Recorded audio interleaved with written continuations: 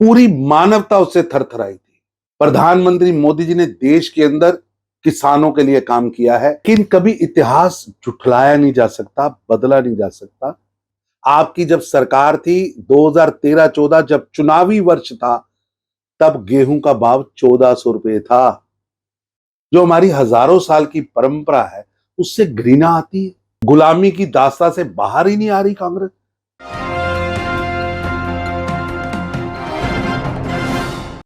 Sir, Owaisi का कहना है कि औरंगज़ेब की औलाद की बात हो रही थी, आपने या गॉडसे की भी बात की जाए। भाजपा सरकार सबका साथ, सबका विकास, सबका प्रयास व सबके विश्वास पर काम कर रही है, लेकिन कभी इतिहास झुठलाया नहीं जा सकता, बदला नहीं जा सकता। विदेशी आक्रमणकारी शासकों ने भारत की धरती पर बहुत अत्याचार किए, पूरी मानवता उससे थरथराई थी। प्रथम गुरु नानक साहब ने तो यहां तक कहा, इति मार पई कुरलाने ते की दर्द ना आया। उन्होंने बाबर को जाबर कहा था। सर, सेंगोल को लेके फिर दोबारा जो है वो विवाद करते हुए कांग्रेस की तरफ से जयराम रमेश ने एक हिंदू के आर्टिकल को सच्ची मेंशन करते हुए बात की है। पता नहीं क्यों कांग्रेस को नैतिक दंड, जो हमारी हजारों साल की परंपरा है, उससे घृणा आती है, शर्म आती है। तो फिर वो नेहरू जी की फोटो गलत है क्या? हर विषय पर गुलामी की दास्ता से बाहर ही नहीं आ रही कांग्रेस। जॉर्ज पंचम के लिए बने कर्तव्य पथ को राजपथ किया, तब आपका इतराज है। देश में नई सदन बन रही है, तब इतराज है।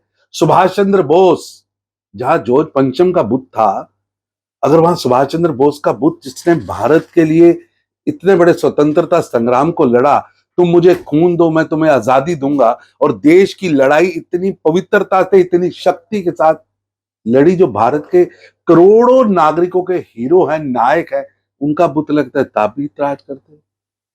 उस परिसर के अंदर वॉर मेमोरियल शहीदों की बनता है, तो भी आपका इतराज है। तो अब बताइए, वो फोटो सही है कि या गलत है?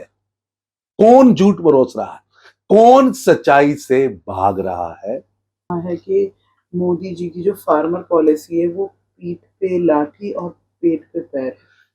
बेवकूफाना और हास्यास्पद तथ्यों से परे बयान है। प्रधानमंत्री मोदी जी ने देश के अंदर किसानों के लिए काम किया है, किसानों की आय बढ़ाने के लिए काम किया है। 11 करोड़ देश के किसानों को सम्मान निधि के माध्यम से लाखों करोड़ों रुपए गए हैं। और सुरजेवाला साहब, आपकी जब सरकार थी 2013-14 जब चुनावी वर्ष था, तब गेहूं का भाव 1400 रुपए था। आज मोदी जी ने लगभग 150 गुना करके 2125 रुपए किया। धान का भाव 1310 था, लगभग 150 गुना करके 2183 रुपए किया।